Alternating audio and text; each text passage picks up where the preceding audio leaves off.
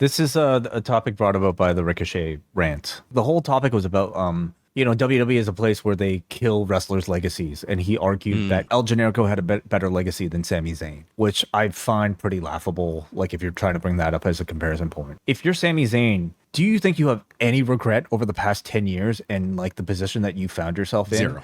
The platform that you've been able to have for like your Sammy for Syria campaign, like being in a high profile match, just even in Montreal or Saudi Arabia? Of course not. If you're Kevin Steen, do you have any regrets about your WWE treatment?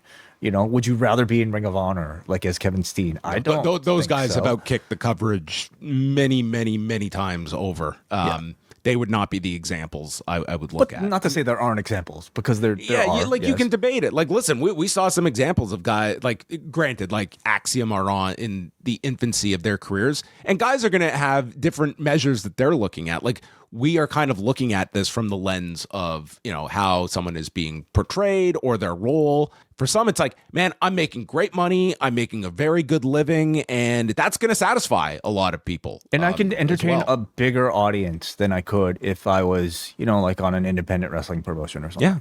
And listen, I'm not going to knock like a Ricochet. Like, he was someone that felt like I did not get the enhancement of working in WWE, and his contract was up and he opted to leave. And that's a healthy system that's operating where now you do have that option that you can go elsewhere. He seems like he's much happier there, but that's not going to be everyone's choice. Like Zayn and Owens, when their deals came up years ago, those were questions about them. They stayed.